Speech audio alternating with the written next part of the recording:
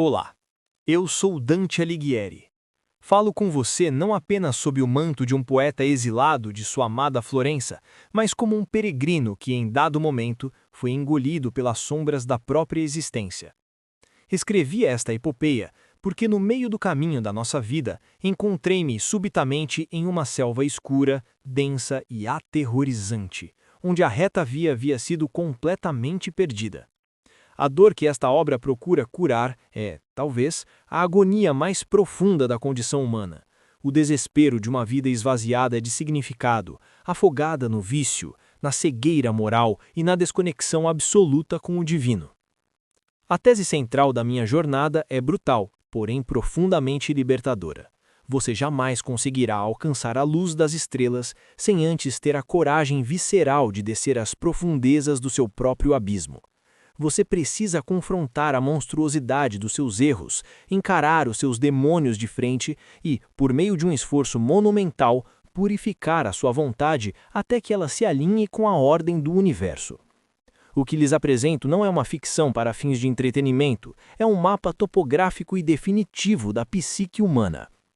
A nossa Odisseia é estruturada na sagrada trindade da evolução do espírito, o reconhecimento do mal no inferno, a purificação da alma no purgatório e a ascensão à verdade suprema no paraíso.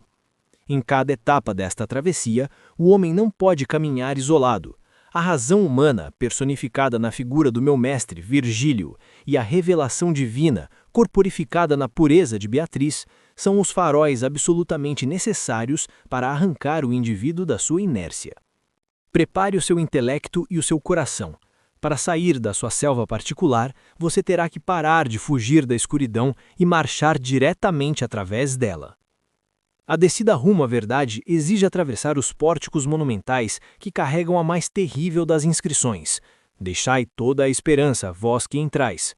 O inferno que eu descrevo não é primeiramente uma câmara de torturas sádicas arquitetada por um criador vingativo. Ele é a consequência lógica, fria e eterna das próprias escolhas humanas. Aqui impera a lei do contrapasso, a retribuição cósmica, onde o castigo não é uma força externa imposta, mas a continuação e a materialização do próprio vício em sua forma mais extrema e ininterrupta.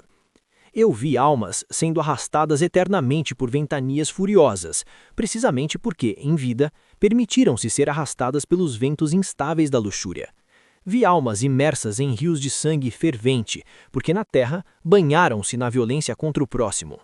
O problema central da humanidade é a sua recusa covarde em enxergar como as suas concessões diárias destroem a arquitetura moral do universo. Para promover qualquer mudança estrutural em si mesmo, você precisa olhar para a borda do seu próprio precipício sem ensaiar desculpas. Enquanto descíamos pelos círculos concêntricos de angústia, passando pelos incontinentes, cruzando o reino dos violentos, até despencar no abismo dos fraudulentos, percebi uma verdade aterrorizante.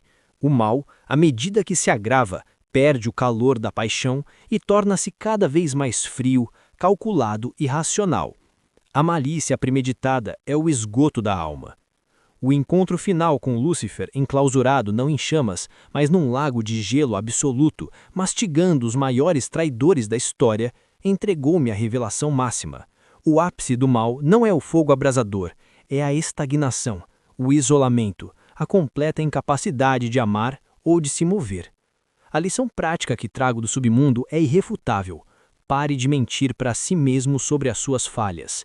Disseque os seus vícios, mapeie os exatos pontos onde você tem sido o arquiteto da sua própria ruína.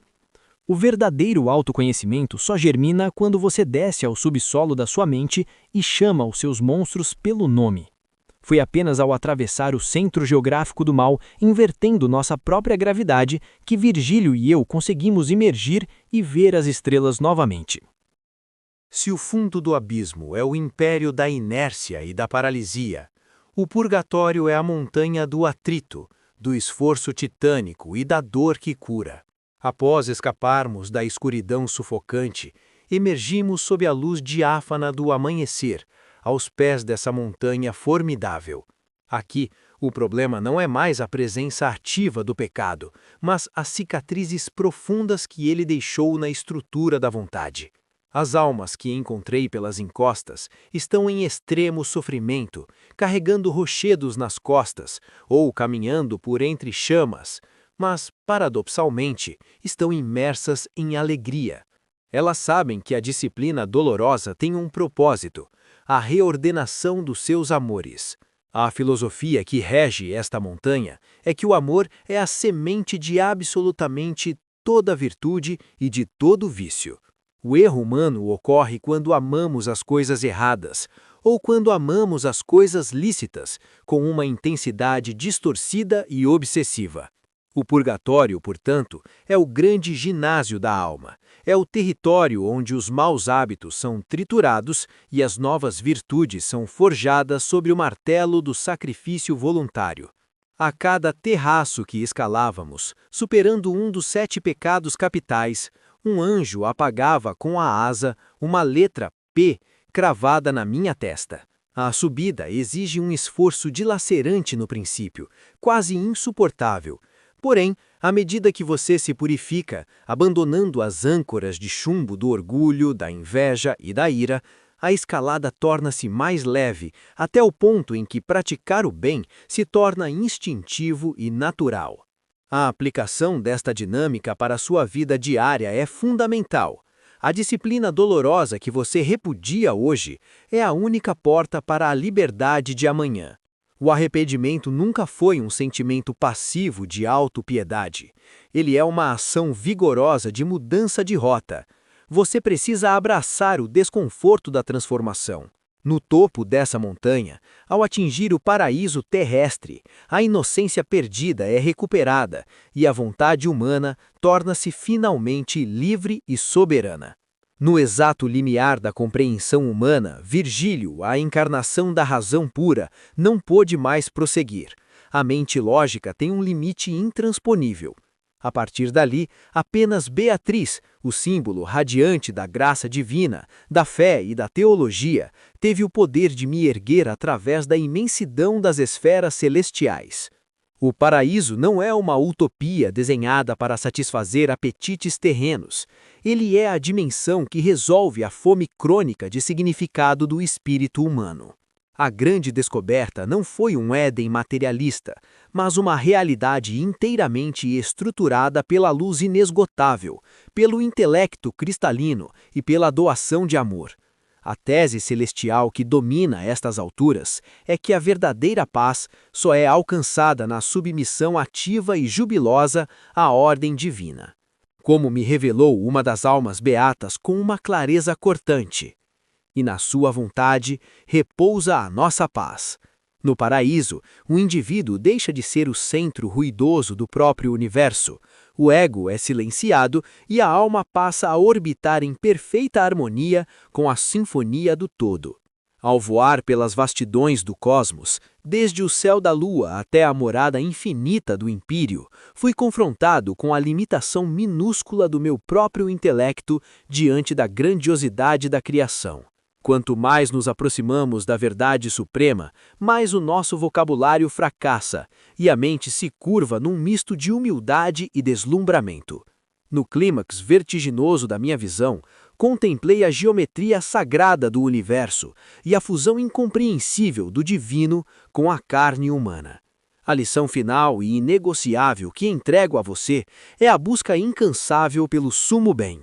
Não corrompa a sua existência contentando-se com objetivos medíocres e prazeres que escorrem pelos dedos. Você foi arquitetado para a eternidade. Eleve sua visão, alinhe suas escolhas diárias com princípios perenes e permita que sua vontade seja guiada pelo amor que move o sol e as outras estrelas. Chegou o momento de conectar os pontos no bônus extra, o cantinho do saber. O que a poética medieval codificou em versos, a vossa biblioteca moderna atesta através da neurociência e da psicologia clínica. Sob as lentes de Carl Jung, a minha travessia é a literatura perfeita do processo de individuação. A descida ao inferno é o encontro obrigatório com a sombra, a aceitação madura da nossa capacidade para a malícia. Sem descer ao subconsciente e ordenar esse caos interno, o crescimento é uma ilusão. O purgatório, por sua vez, é a roupagem clássica para o que Carol Dweck chama de mindset de crescimento. O atrito da subida altera literalmente os caminhos neurais. O esforço doloroso de hoje converte-se no caráter inabalável de amanhã. A minha arquitetura moral ressoa como um trovão nas mentes do seu tempo. Jordan Peterson exige constantemente que o indivíduo desça ao submundo para resgatar a sua responsabilidade e suportar o sofrimento com dignidade. E C.S. Lewis, com sua precisão britânica, pegou emprestada a minha tese para afirmar que as portas do inferno são sempre trancadas pelo lado de dentro. O cárcere é construído pelo próprio orgulho do homem que diz ao universo: seja feita a minha vontade. A teoria que não sangra na prática é inútil. Aqui estão os 3 imperativos para sua execução imediata. Primeiro, o confronto do inferno. Faça hoje um inventário brutal da sua vida. Escreva num papel os seus hábitos tóxicos e as mentiras diárias que você usa para se proteger. Pare de fingir que a selva escura não existe. Segundo, a forja do purgatório. Escolha apenas um hábito destrutivo dessa lista e aplique o atrito da disciplina. Acorde mais cedo, encare a tarefa odiada primeiro. Martele seu caráter até que a resistência quebre. Terceiro, o alinhamento do paraíso. Defina qual é o seu sumo bem.